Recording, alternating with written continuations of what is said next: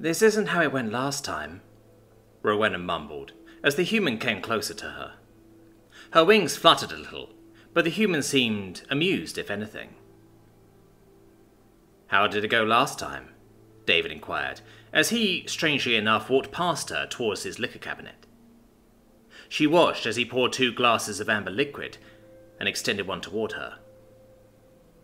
Rowena took it by reflex, and after he took a sip of his, she did the same, coughing briefly as the burning sensation hit.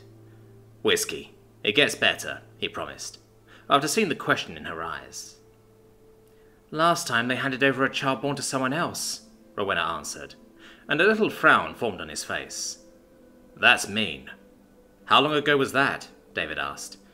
100 years ago. It's how we make new Fae. It's how I was made," Rowena replied, and looked down into the glass. "So you were human once?" David asked. He actually sounded... Is he sad for me? Rowena wondered. "Yes, but I don't remember that. I would have been given to the Fae on my 9th day of life and made one on the 10th, Rowena answered, and took another sip at the same moment David did. "Do you know what they bargained for?" David asked. His head tilted slightly at an angle, as he appraised the slender, leaf-clad Fae woman.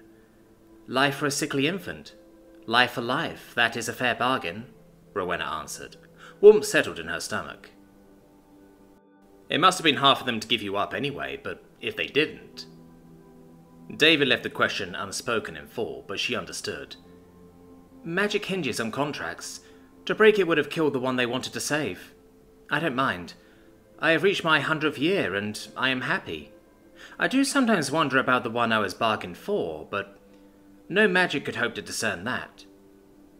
Rowena shrugged that off, and David came closer. He placed a delicate kiss upon her forehead. "You're wrong about that," he answered. "I can't help but wonder if they were told about you too, the sibling they lost to the Veil of Worlds, a story little believed and much cherished, an ache from which your parents could never heal." "Let me do something for you," David answered. "No bargain, no contract, just a gift from me to the one to save a life precious to me." Rowena blushed and asserted at once, "This is highly irregular." David chuckled. "Agreed. But it's something I can do, before you have my firstborn," he said, and Rowena sucked in her breath. She watched as he went over to a cabinet and took out a box labelled 23andMe, then returned to her. "Call it a kind of human magic, if you like," he answered. "Just open wide and say, ah." For reasons she couldn't explain, though her wings fluttered in protest, Rowena abided by his instruction, and stared dumbfounded into his rugged face, as the white-tipped stick ran along her inner cheek. "Come back again in 2 weeks," he said, as he sealed the stick away in the tube. Rowena was in a daze for the next 2 weeks, confused, anxious, and the other Fae couldn't help but notice, stopping by her treehouse repeatedly. They said, "The first contract is hardest. In a few 100 years it will get easier." Rowena could only nod while she mechanically took care of herself. She couldn't tell the others about David's words or deeds. Not any of them. It was too scandalous. She still blushed red at night, alone, and wondering what it might be like, and wondering what his magic would do too. It was a whirlwind in her head from which she could not hide.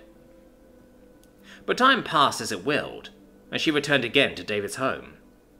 She waited at his kitchen table, nervously drumming her fingers on the wooden surface, and shifting on the chair until she heard him enter. Every Fae wondered in their childhood about those who gave them up. But with the answer impossible, most set the question aside by their 100th year, after knowing the lost ones had to have died. David seemed to offer the impossible. "Ah, good. You're here," he said, and held up a tan envelope. "I have the results of your DNA test. Don't ask. Just trust me," he added. And after opening it up, he pulled out a few papers. "Your sister is alive. Her name is Sarah Johnson, and she's 102 years old. You also have 2 nieces and 2 nephews." Rowena gasped, and brought one hand to her open mouth. "I have numbers here, if you'd like me to reach them." David pulled out his phone and waited. Rowena said nothing. Somehow he'd done the impossible. She could only nod. Family to the Fae, that was everything. In part because all of them knew they'd forever lost one family already. David dialed the number. "Is this Sarah Johnson?" he asked. He hit the speaker option, and an old woman's voice answered. "Yes," she said. "Did you have a younger sister born 100 years ago who went missing, given to the Fae?" he asked. "Yes. Who is this?" Sarah asked.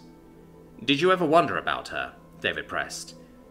Yes, our parents died longing to see her when I was a girl. I used to walk the woods trying to find the Fae to make them give her back.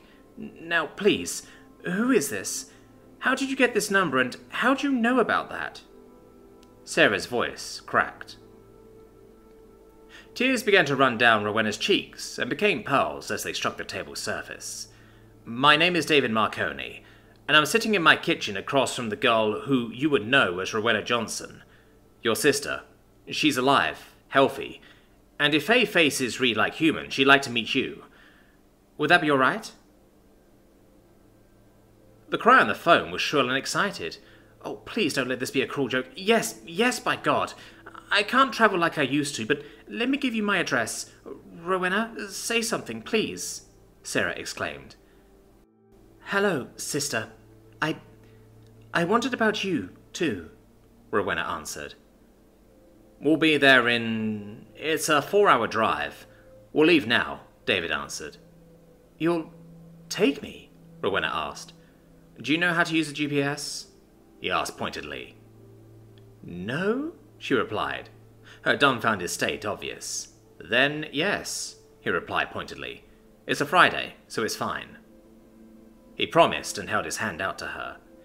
"Come with me, if you want." Rowena could think of nothing else to do but take his hand, and wanted nothing more than that.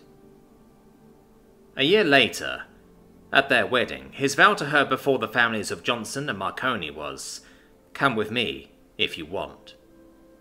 And many were the blessings of the Fae guests, who were themselves still finding lost families in the world of man.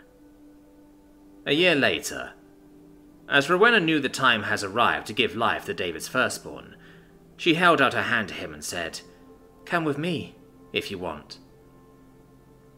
Never once in their long lives did either reject the offered hand, and they lived happily ever after.